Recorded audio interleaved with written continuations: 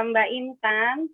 Sudah diperkenalkan nih, saya juga sangat senang sekali bisa berada dan dilibatkan dalam sebuah program yang sangat, buat saya ini sangat memotivasi, karena narasumber yang akan menyampaikan materi dan berbagi tips hari ini adalah juga narasumber yang juga menyemangati saya untuk menulis ya. Oke, terima kasih sekali lagi Mbak Intan, dan terima kasih kepada Kombis, Pak Denny dan Dr. Amalia, terima kasih saya sudah dilibatkan dalam program ini. Baik, untuk mengoptimalkan waktu, tentunya kita akan langsung lanjutkan saja dengan perkenalan narasumber pertama. Narasumber pertama kita ini adalah Bapak Denny Darmawan. Tertera di layar namanya adalah Denny Darmawan Official. Itu sama dengan nama YouTube-nya ya, YouTube channel-nya Pak Denny Darmawan Official ini. Silahkan YouTube-nya, YouTube channel-nya bisa di-subscribe, dilihat, ditonton, karena banyak sekali manfaatnya dan berisi banyak sekali tips-tips menulis ya. Oke, mari kita perkenalkan Bapak hebat, penulis hebat yang jadi motivator saya juga ini, Pak Denny Darmawan. Seperti bisa dilihat di kurikulum vitae beliau, begitu banyak sekali, kalau saya lihat banyak sekali ini hasil-hasil tulisan berupa buku dan artikel, beberapa artikel, 14 artikel ya Pak Denny ya, di koran ya, itu di koran lokal ya. Lalu ada juga artikel beliau juga menulis artikel-artikel di jurnal ya. Internasional juga ada, nasional juga ada, sangat memukau buat saya ini. Saya ini kalau melihat kurikulum vitae-nya, profilnya Pak Denny ini sangat bergetar gitu ya. Saya sangat ingin sekali juga seperti beliau menulis dan aktif di YouTube juga berbagi tips untuk menulis menyemangati yang lain. Oke, Bapak Denny Darmawan ini adalah seorang dosen Universitas Pamulang. Beliau juga adalah founder dari komunitas menulis, lalu belajar menulis.id. Beliau juga adalah pemilik tadi yang saya sebutkan YouTube channel Denny Darmawan Official. Wah, hebat banget ini. Lalu beliau juga adalah pembina jurnalis Duta Zakat UPEZA, Unpam. Panjang sekali jika saya bacakan ya, tapi tentunya Bapak Ibu peserta hari ini sudah bisa membaca langsung di layar begitu dahsyatnya karya-karya beliau, sehingga hari ini kita bisa berkumpul berkat ide-ide beliau dan Dr. Amalia nanti narasumber berikutnya ya.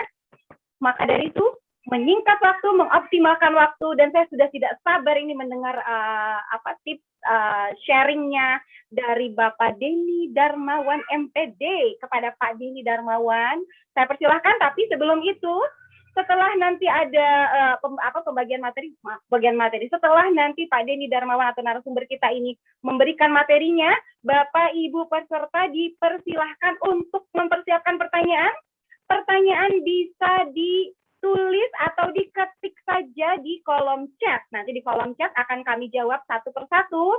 Tapi mengingat waktu, kami mohon untuk pertanyaan yang to the point saja. Pertanyaan langsung tanpa narasi yang terlalu panjang agar semua bisa terakomodir sama-sama ya. Nanti ada pertanyaan bisa berupa pertanyaan di kolom chat atau untuk raise hand silahkan jika ingin berbicara langsung dengan narasumber. Baiklah, sekali lagi Bapak Denny Darmawan, saya persilahkan. The screen is yours. Okay, thank you, Miss Via, for your spirit, I think, and I'm very excited, because Miss Via want to join with us. It's very honor for us, Terima kasih untuk Miss Via yang begitu semangat. Ya, beliau juga dipertemukan dalam grup WhatsApp grup belajar menulis guru PGRI, dan beliau ini adalah termasuk guru yang sangat cepat menulis dengan bahasa Inggris gitu ya, dan saya selalu tuh menyimak gitu kan sambil melatih bahasa Inggris saya sebetulnya ya. Nah, ini beliau juga sangat punya potensi sekali, tapi beliau juga masih mau menjadi bantu saya gitu ya, agar nanti kita bisa kolaborasi Mispia dengan mahasiswa Mispia di PGRI Sukabumi. Ya. Alhamdulillah teman-teman semua, mudah-mudahan tetap sehat, ya, tetap produktif. Kita sama-sama belajar, sama-sama saling berbagi, ya. Sebetulnya saya juga masih dalam tahap belajar, ya, ingin berbagi pengalaman, ingin berbagi tips-tips yang sudah pernah saya lakukan, dan saya juga belajar dari para penulis-penulis terdahulu yang sudah banyak memberikan pencerahan kepada saya, dan pada kesempatan yang kali ini mudah-mudahan teman-teman semua walaupun pandemi bisa tetap produktif, ya. Oke, kasih slogan dulu ya. Kombes, menulis itu gampang. Ini ada beberapa, selain saya juga mendorong mahasiswa untuk menulis artikel, ya, untuk menyemarakan atau memberikan jejak digital artikel di media online atau media cetak, ya, supaya di tengah pandemi ini, ayo, ini adalah momen kita ketika berada di rumah, kita tunjukkan, gitu. Kita masih bisa bersuara lantang, ya, kita masih bisa didengarkan, ya, walaupun hanya dengan tulisan, ya. Sejulit-julitnya tulisan pasti ada yang baca, dan tulisan kita akan menemui takdirnya kepada pembaca itu. Jadi nggak usah khawatir, nggak usah patah hati, peluang itu selalu terbuka, gitu. Nah, setelah saya juga banyak memotivasi mahasiswa untuk menulis, saya juga mulai berusaha untuk menulis buku. Gitu ya. Ini adalah beberapa buku yang saya tulis. Ini adalah nanti saya akan jelaskan bagaimana kreativitas saya menulis buku, sehingga di tengah pandemi ini saya sudah insya Allah, ya, 5 buku yang saya tulis di tengah pandemi ini selain artikel, dan 3 ini sudah jadi, yang satunya lagi lagi sedang tahap proses perbaikan, termasuk juga buku antologi. Saya juga ikut dengan penulis-penulis hebat, gitu ya, sambil belajar juga, dan Kompis juga sudah menelurkan buku antologi, di situ saya sebagai editornya. Nah, baik, saya akan coba share screen, ya, sebentar. Teman-teman semua, oke, sudah ya. Oke, baik, oke. Oke, nah, ini silakan teman-teman kalau mau berkunjung ke media sosial saya, ya, karena ini zamannya ada literasi digital, maka kita jangan mau kalah juga. Kita harus bisa meninggalkan jejak-jejak digital kita yang positif, yang baik, yang bisa memberikan bermanfaat untuk orang banyak, ya. Nah, ini ada beberapa video saya terkait dengan ada beberapa video-video, ya, keagamaan, dan juga tentang kepenulisan, ya. Oke, baik, ini juga alamat media sosial saya, silakan bisa diakses, ada nomor teleponnya juga, ya, kalau ingin sharing-sharing silakan. Baik, nah, ini adalah beberapa cara mudah membuat buku di masa pandemi. Saya lebih cenderung kepada pengalaman saya, ya, gitu. Kalau teori-teori kayaknya bapak-bapak, ibu-ibu ini nggak usah dikasih tahu sebetulnya. Kalau teori itu sebetulnya hanya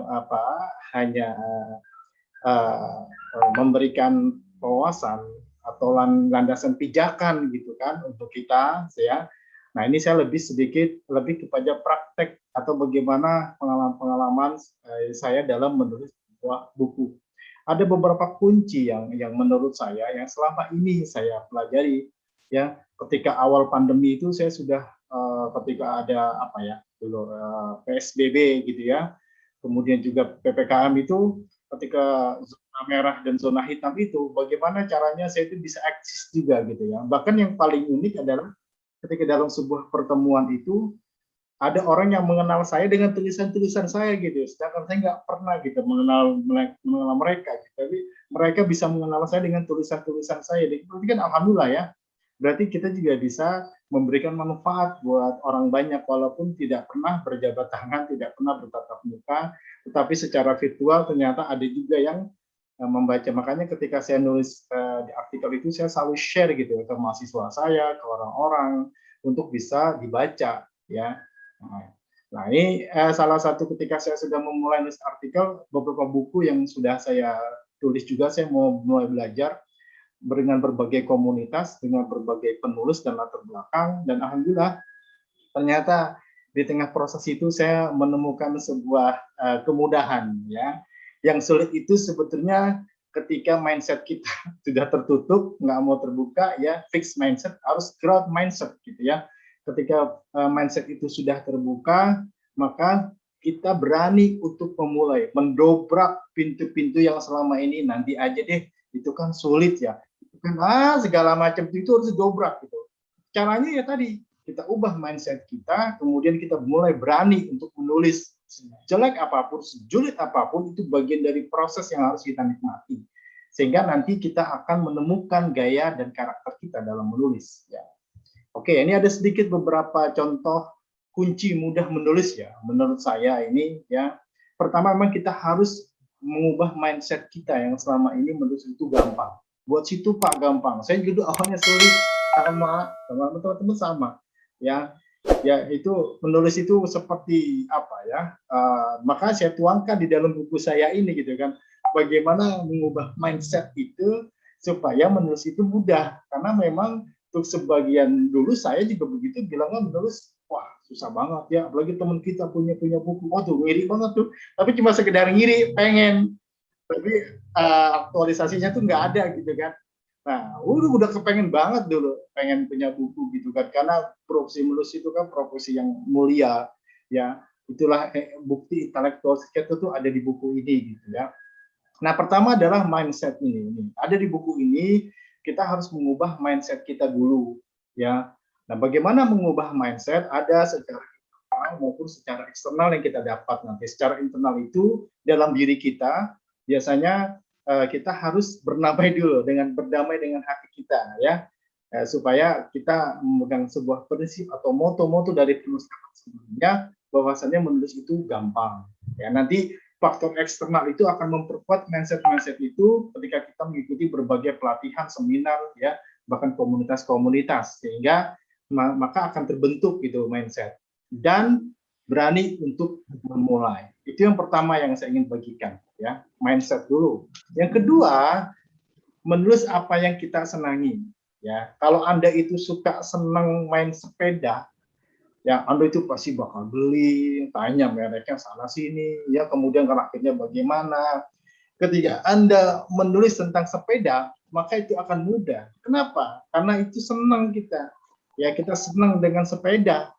Ya, dari sekedar hobi itu bisa. Kalau kita senang dengan otomotif, kita senang dengan bahasa Inggris, maka tulislah dari hal-hal yang kita senangi dulu gitu. Hal-hal yang kita cintai dulu gitu ya. Mau nanti jelek, mau apa-apa, yang penting tulis dulu ya. Nanti setelah ditulis baru kita lihat, kita baca lagi, bahkan tulisan kita perlu tuh dilihatin sama orang lain, dibaca gimana menurut itu.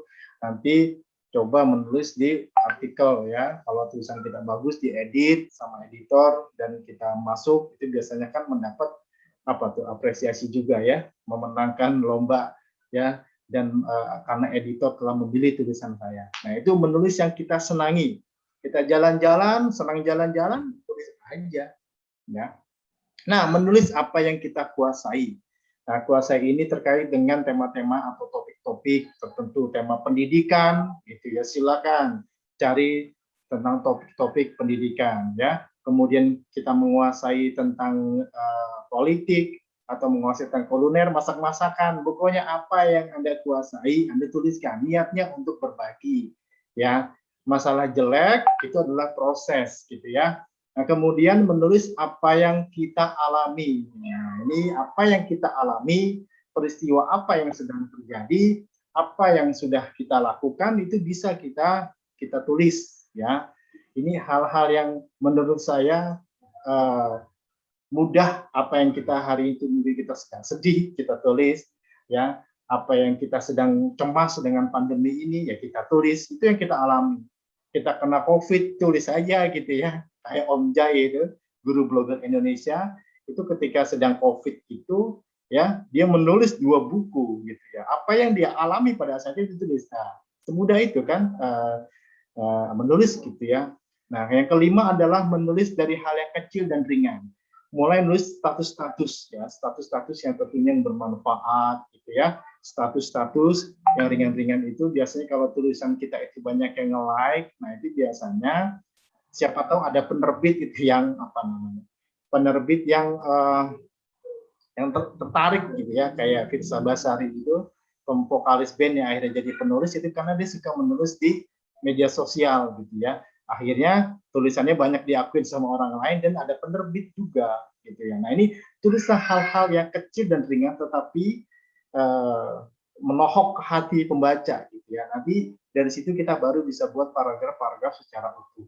Nah, yang keenam adalah menulis setiap hari. Ini dibutuhkan komitmen ya, Bapak Ibu. Menulis setiap hari itu seperti apa ya, sistem cicil, membaca sistem ngemil, menulis sistem cicil. Saya juga pengen juga tulis bukunya, membaca sistem ngemil kayak makanan dan menulis itu sistem cicil, kayak orang mencicil barang gitu ya, dalam sehari berapa tulisnya. Nah, ini dibutuhkan komitmen yang sangat mendalam supaya apa? Supaya kita tetap ada karya nantinya. Ya, nanti saya akan bagi bagaimana proses kreatif saya menulis buku sehingga akhirnya menjadi sebuah buku ya nanti ya. Nah, yang ketujuh adalah terus menggali ide. Menggali ide di sini adalah terus banyak membaca buku, terus berdiskusi, terus mengamati, terus mendengar, terus melihat, terus apa namanya, hal-hal yang kita bisa lakukan sehingga ide itu akan terus mengalir. Hal yang paling mudah ketika kita membaca buku seseorang, kemudian kita ciptakan lagi buku itu ke dalam sebuah tulisan dengan tulisan kita. Itu juga termasuk yang apa namanya, ketika kita hobi sesuatu itu. Contohnya saya punya mahasiswa namanya Bella Claudina ya, atau Claudinaps. Dia suka baca Wattpad ya, novel. Dia suka baca novel. Nah, kemudian suatu hari ketika dia baca novel, dia mencoba untuk menulis dan menulisnya itu di handphone awalnya, di handphone.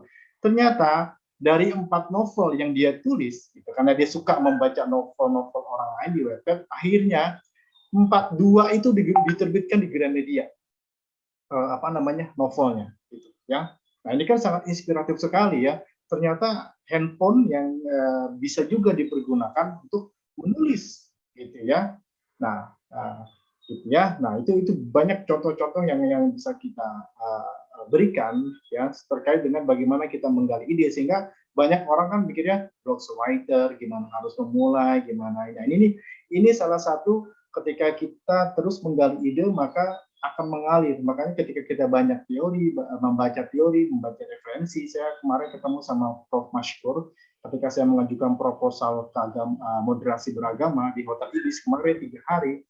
Dia itu ternyata sekelas doktor aja ketika menulis proposal itu banyak kesalahannya gitu ya.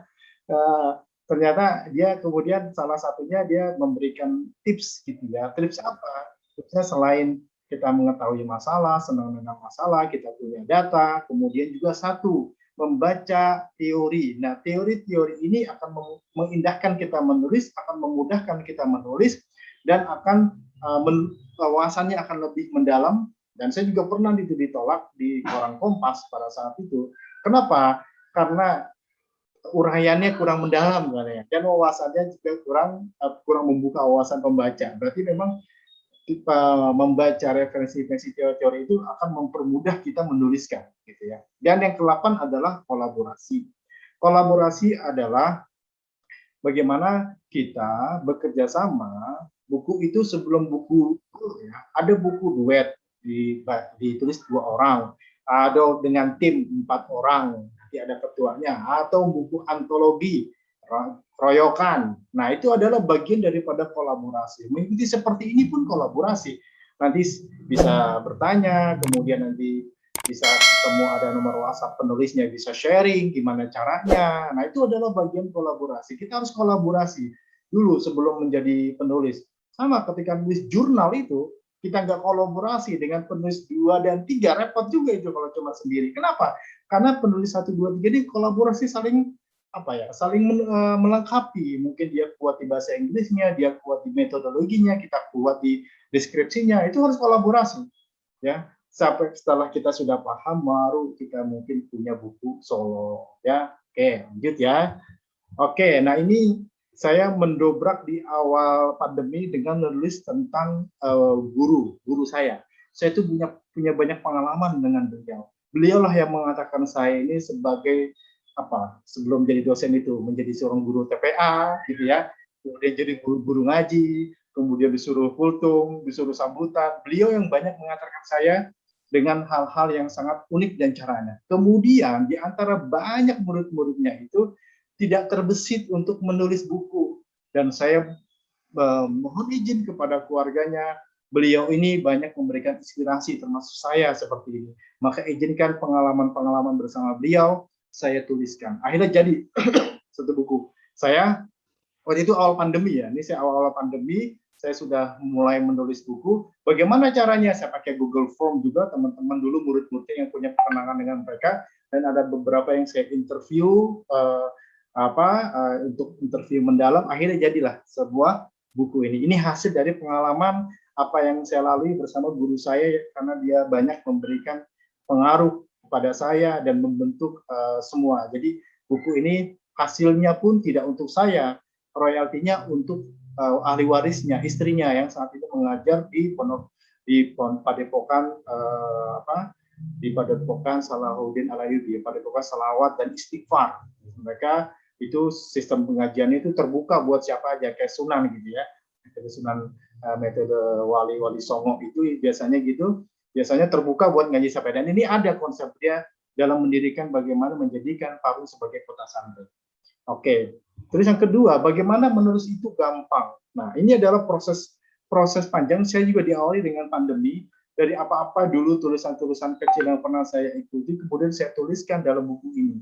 Termasuk yang tadi saya jelaskan, coaching muda itu ada di sini semua, gitu ya. Ini juga tulisan proses perjalanan panjang saya dalam membaca, mengikuti, kemudian saya juga terjun, gitu ya. Nah, ini hasilnya buku ini, gitu ya. Jadi gitu ya. Oke, bagaimana kreatif buku yang ini? Nah, ini saya itu punya kebiasaan gitu ya. Dulu waktu Ramadan itu, ini perjalanan yang sangat spektakuler juga ini. Saya kena COVID ini, menulis buku ini ya. Kenapa? Karena saking ngejarnya, ketika bulan Ramadan akhir saya pengen launching buku saya, kemudian saya pengen jadikan buku saya, ternyata saya kena COVID gitu ya, sampai ke ruang ICU gitu kan. Wah, akhirnya tertunda gitu kan, sampai memberikan testimoni ini yang ada dua orang ini, almarhum ya, mudah-mudahan Allah memberikan rahmat, almarhum Bapak Samsul Marin, General Manager Pondok Indah, dan juga ketua komunitas pejuang subuh ya, Bapak Haji Rudi Tikowalu ya. Ini yang memberikan komentar terakhir testimoni saya ketika habis lebaran beliau meninggal ya. Alhamdulillah, ini mudah-mudahan juga menjadi amal, dan ini ada kenang-kenangan. Nah, ini juga hasil dari ketika saya menulis apa yang saya sampaikan, saya tulis gitu ya. Kadang saya taruh di blog saya, kemudian ada juga naskah yang saya simpan. Nah, dari hasil apa yang saya sampaikan, saya tulis, saya sampaikan, akhirnya jadi sebuah buku nih, gitu ya. Ada yang kurang-kurang ya saya tambahin dikit naskahnya, ya saya kembangkan dikit gitu loh. Karena ada beberapa sebagian yang saya taruh di WordPress atau Blogspot, kemudian ada juga naskah-naskah yang tersimpan, kemudian saya kembangkan. Jadilah judul Keajaiban Ramadan, ya. Oke. Nah, oke, ini kreatif menulis buku. Menulis kaum rebahan ini hasil dari bagaimana prosesnya menulis dalam berbagai perspektif. Ya. Ketika saya menulis artikel, itu kan dari berbagai perspektif, itu saya ingin mengulas gitu kan. Kenapa saya menulis ini? Idenya itu dari mana? Kenapa ini yang harus saya tulis? Nah, ini adalah akan menjadi sebuah buku. Nah, ada jenis-jenis artikel yang sama, saya jadikan sebuah buku, kemudian saya tambahkan analisis dan teori-teori sedikit supaya mengantarkan artikel saya. Gitu ya. Nah, ini kebanyakan buku-buku yang memang hasil dari artikel saya dalam perspektif literasi ya, kemudian agama, kemudian juga budaya, ini ada juga di situ ya. Namanya Kreatif Menulis Kaum Rebahan. Ini sedang proses juga ya. Nah, kemudian bagaimana rahasia trik penulis hebat ini? Saya sering mengikuti berbagai penulisan ya di virtual, dalam dunia virtual gitu ya, dalam dunia WhatsApp bersama Om J dan kawan-kawan termasuk Miss Tia. Kemudian saya ikut penulisan barang-barang profesor gitu ya, penulisan jurnal dan sebagainya. Ini saya rangkum menjadi satu buku ya. Saya tulis namanya Rahasia Trik Penulis Hebat. Ini juga masih dalam pengumpulan naskah ya. Di sini dari berbagai pengalaman-pengalaman yang saya ikuti, kemudian saya buat resume. Ada yang sebagian saya taruh di blog, ada sebagian yang saya simpan.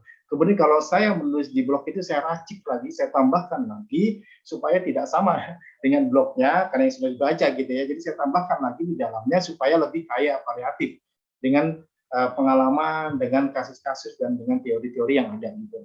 Akhirnya insya Allah ya buku ini pun nanti masih dalam penggarapan karena masih pengumpulan naskah-naskah yang insya Allah mudah-mudahan juga bisa terbit. Nah, ini salah satu buku dari Kombis, tips menulis di masa pandemi. Kalau Bapak Ibu merasa sulit membuat buku solo, silakan aja buat buku antologi bareng-bareng ya, keroyokan gitu istilahnya kan. Ya, kalau kita itu nggak bisa menulis sendiri, ini ada kok editornya, tenang aja ya. Itu banyak kok digelar ya. Ibu Kanjeng itu saya juga belajar dengan beliau ya untuk bagaimana menulis buku antologi. Nah, saya coba teman-teman Kombis, alhamdulillah baru dapat satu namanya Tips Masa Pandemi. Ini banyak berdasarkan kisah-kisah pengalaman-pengalaman bagaimana susahnya mereka mulai menulis sampai bagaimana enaknya dan candunya mereka menulis.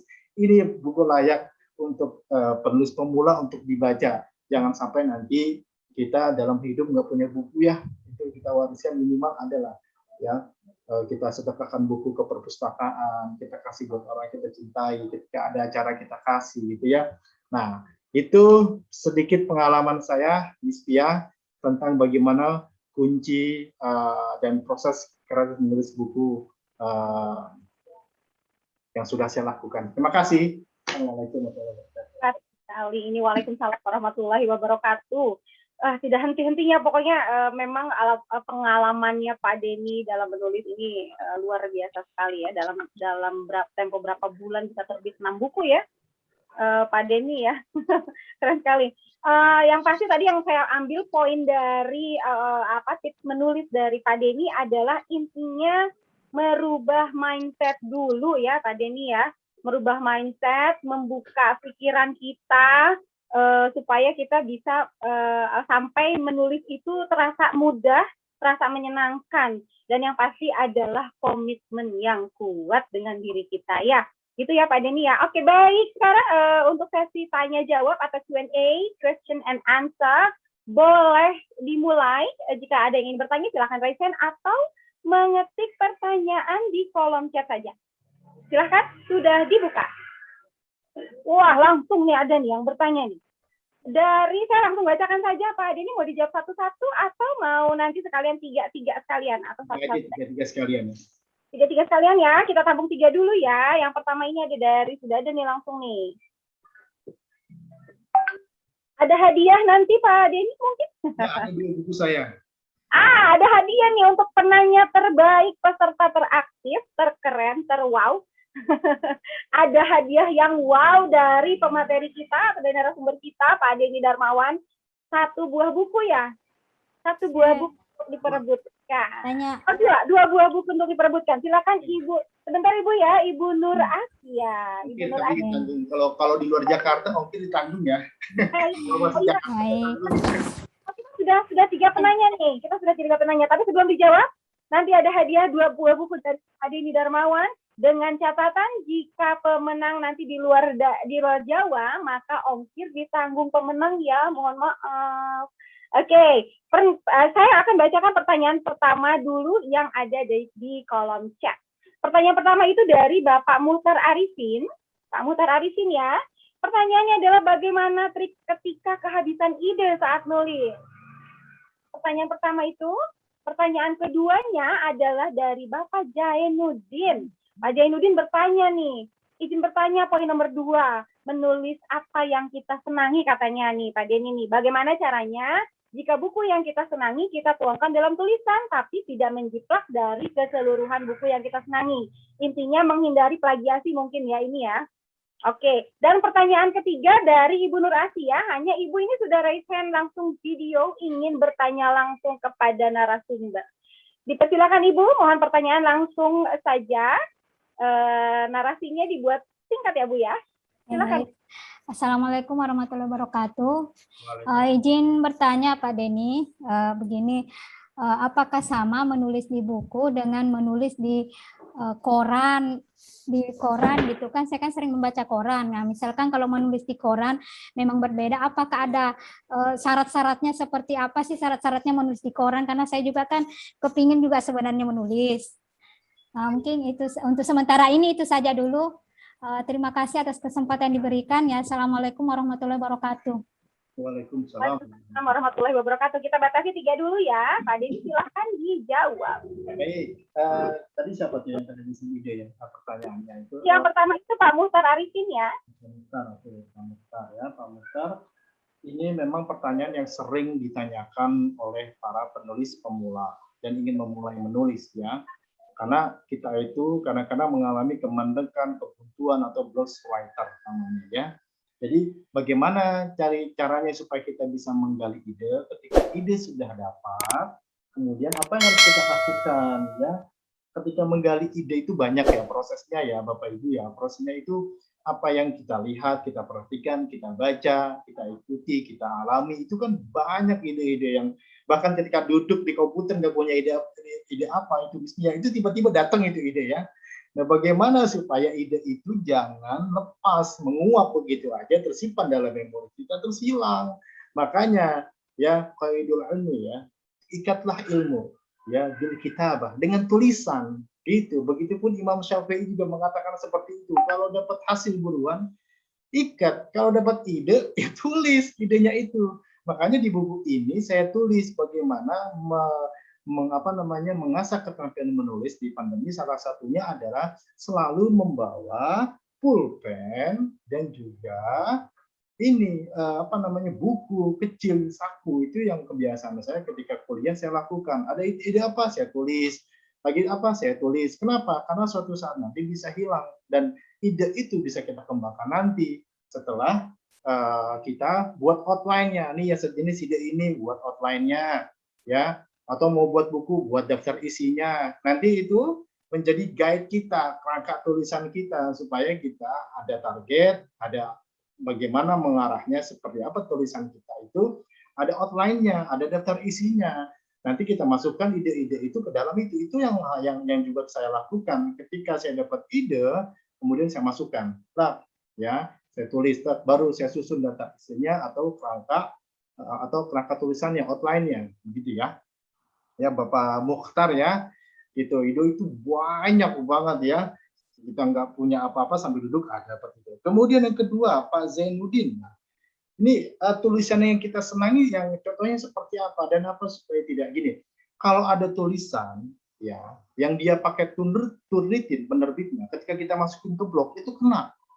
Ya, makanya ketika dia kalau nggak pakai Turnitin itu penerbitnya itu aman-aman aja. Tapi ketika penerbit pakai Turnitin dan tulisnya itu lebih dari 50%, kalau 20%, 15%, 10 masih itu ada toleransi, tapi ketika sampai 50 ke atas atau 50% itu nggak ada toleransi.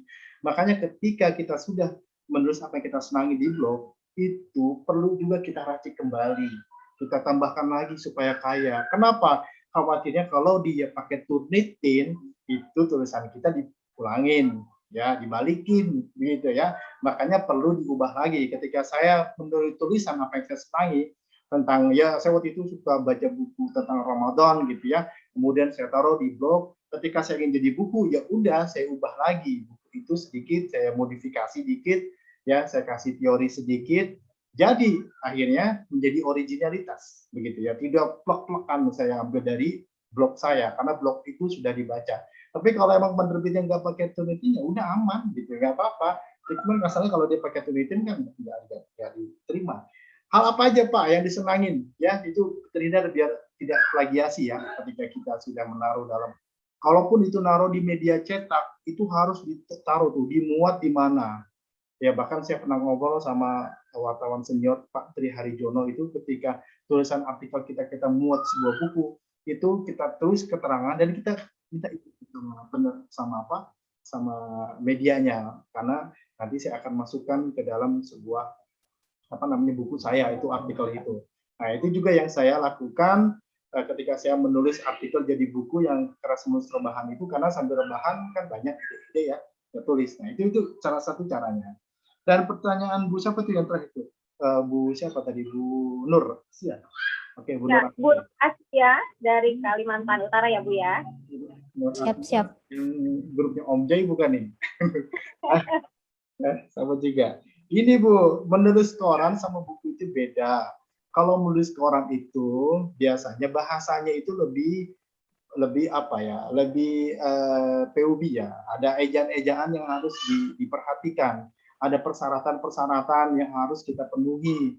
Misalkan persyaratan jumlah jumlah kata dalam sebuah artikel itu ada berapa. Kita harus penuhi itu. Kalau di Kompas itu sekitar 1.500 gitu ya. Kalau media online itu mungkin 700, 600 paling sedikit gitu ya. Dan kalau bahasa buku itu walaupun tidak baku masih nggak apa-apa kalau bahasa buku. Karena saya juga baca sering baca buku bestseller dari Gramedia, ada kata-kata yang nggak baku itu bisa dimasukin. Tapi kalau di artikel, di media massa, itu ada bahasa-bahasa yang standar bahasa yang harus kita pakai. Selain populer bahasanya ringan, enak dibaca, juga sesuai dengan yang tadi ya, KBBI mungkin bahasanya, PUB atau juga sesuai dengan SPOK ya dan sebagainya ya. Itu harus dipenuhi karena editor tuh udah malas tuh kalau ada yang typo, salahnya apa banyak tulisan yang titik koma itu udah malas dia kalau ngurusin yang kayak gitu ya. Gitu. Apalagi idenya masih kurang mendalam dan kurang ini ya. Mungkin itu aja ya Bu Nur ya tentang buku sama. Kalau buku itu masih bebas Bu, masih enak ya. Nggak terlalu kayak artikel mau yang baku atau tidak baku masih bisa di buku ini. Tapi kalau di koran nggak bisa. Ya. Baik, sudah terjawab nih yang 3, baru 3 nih ya. Sudah ada 3 penanya lagi nih, tapi semua tertulis di kolom chat ya. Pertanyaan berikutnya dari Bapak Ferry Gananda. Ini Bapak yang mudah-mudahan betul nih saya. Bapak Ferry Gananda bertanya mengapa sih desain buku harus menarik? Gitu pertanyaannya. Lalu pertanyaan dari Ibu Heni berikutnya adalah apa yang harus kita lakukan jika semangat kita menurun atau kendor di tengah proses menulis? Wah, ini mulai seperti tadi mungkin kehilangan ide salah satunya ya, hampir sama ya pertanyaannya. Apa yang harus kita lakukan jika semangat kita menurun atau kendor di tengah proses menulis? Pertanyaan ketiga itu dari Bu Susanti. Pertanyaannya lumayan panjang nih, bagaimana mengatasi tidak percaya diri untuk menulis karena sudah ada ide kemudian jadi mundur. Gitu, karena takut salah tulis atau takut dikritik oleh orang yang ahli dalam bidangnya gitu. Coba silakan Pak Denny untuk dijawab pertanyaan dari Pak Ferry Gananda, Bu Heni dan Ibu Susanti. Oke Bu, Pak Ferry, buku ya. Ini Bapak salah satu buku bestseller ya. Ketika dia melihat sesuatu itu kan dari mata dulu ya, dari tampilan dulu sebelum melihat. Karena biasanya kalau ngeliat buku bestseller itu pikir penulisnya itu siapa, pernah nulis apa, adakah buku bestsellernya, yaitu bagaimana penulis pemula supaya bestseller, kan ini agak repot juga, dia belum punya karya, baru nulis. Nah, salah satunya adalah cover. Ya, salah satu bagaimana mendesain cover itu semenarik mungkin ya sehingga pembaca itu mau membeli. Jadi salah satu faktor ya bestseller itu adalah desainnya. Makanya ketika kita ingin mendesain itu biasanya kan kalau penerbit India itu biasanya nanya dulu, ini sudah oke belum desainnya. Kalau emang sudah oke, silakan. Kalau revisi biasanya 3 kali dia. Tapi kalau penerbit mayor itu dia udah profesional ya. Jadi kita udah percaya aja lah gitu ya. Tapi kalau penerbit indie kita masih ada kesempatan, tolong dong covernya supaya lebih bagus, elegan, jadi looks banget gitu. Ketika orang baca kita mau beli ya. Jadi ketika kita share di media sosial tuh mereka tuh mau beli juga gitu ya. Nah itu kan kita bisa. Salah satu faktor adalah itu tadi ya, makanya desainnya harus betul-betul menarik dan menarik pembaca. Apalagi judulnya juga. Jangan judulnya itu yang biasa-biasa aja. Bagaimana judul itu seperti magnet ya, menarik orang pengen apa sih maksudnya ya. Nah ini kan saya buat judul-judul menulis itu gampang kan, salah satu juga ketika covernya sudah ada ya. Kemudian juga ini saya juga ada revisi covernya gitu kan. Nah ini juga tampilan ini, cover ini sangat menjadi satu, jadi orang pengen baca. Ya, juga ini termasuk ini juga ya kewajiban pemadam. Terus yang kedua, semangat menurun ya, semangat menurun Bu Heni ya. Nah, ini turun naik fluktuasi ya, sama kayak iman ya. Al-iman ini jadi walayankus ya, naik turun. Nulis buku juga gitu ya, belum stabil ya. Ini juga sering sering pernah dialami oleh seorang penulis ya. Semangat itu kadang-kadang, tadi semangat itu di buku ini saya tulis, semangat menulis ya. Di buku ini ada tentang bagaimana karakter menulis, karena menulis orang itu kan beda-beda motivasinya ya. Ada motivasi yang tumbuh dari dalam, ada yang namanya intrinsik, ada motivasi yang dari luar, ekstrinsik ya. Nah, motivasi dari dalam ini kadang-kadang kita itu nggak sekuat motivasinya, maka harus dapat motivasi dari luar ya, dari penulis hebat, dari komunitas, sehingga motivasi dalam diri itu muncul. Jarang orang punya kuat motivasi dalam diri itu, jarang. Kalaupun ada, ya emang udah sudah ini ya, sudah bertekad gitu dalam dirinya ya muncul gitu. Tapi karena orang nggak muncul dalam dirinya, sehingga ketika tidak muncul dalam diri itu kadang-kadang kayak mohon maaf ya, kayak tai ayam ya, angkat tai ayam gitu kan, kalau lagi semangat, kalau lagi enggak. Nah, bagaimana supaya semangat itu stabil? Maka perlu ada semangat dari orang lain ya, namanya dari secara eksternal, ekstensi ya. Kita bergabung dengan para penulis, kita kemudian juga ikut mereka sudah bisa ya dia nulis buku ya, kok saya nggak pernah ada karya, itu kan jadi motivasi. Nah, nih kalau saya bisa, kenapa saya nggak bisa gitu kan. Nah, kemudian juga bergabung dengan komunitas ya, saya sama Miss Pia itu ketemu dalam komunitas belajar menulis, walaupun saya sudah punya pengalaman belajar, tapi saya tetap pengen belajar terus. Kenapa? Supaya semakin kuat motivasi dan komitmen itu gitu ya, dengan orang-orang yang bergaul dengan orang yang sesama penulis itu akan memberikan dampak kepada komitmen kita supaya tidak turun gitu motivasinya ya. Nah, ini banyak sekali Bu cara-caranya ya untuk masalah motivasi ini. Salah satunya saya itu ya, kalau memang tidak ada motivasi dalam diri, maka carilah motivasi dari luar dengan bergabung dengan penulis hebat, dengan komunitas ya, berkolaborasi. Itu pasti akan memunculkan semangat dalam diri kita supaya kita tuh jangan mati dulu dah kalau belum ada karya ya, ada sesuatu yang tinggalkan. Terus yang terakhir, terima kasih Pak Denny atas jawabannya. Ya, Bu Heni sama-sama. Bu Heni ya, Bu Heni itu tadi apa? Tidak pede ya, minder. Ini memang penyakit yang memang dalam semua persoalan pasti gitu ya. Penyakitnya, makanya mindset itu kadang-kadang perlu dibangun supaya kita itu bisa bisa bangkit gitu ya.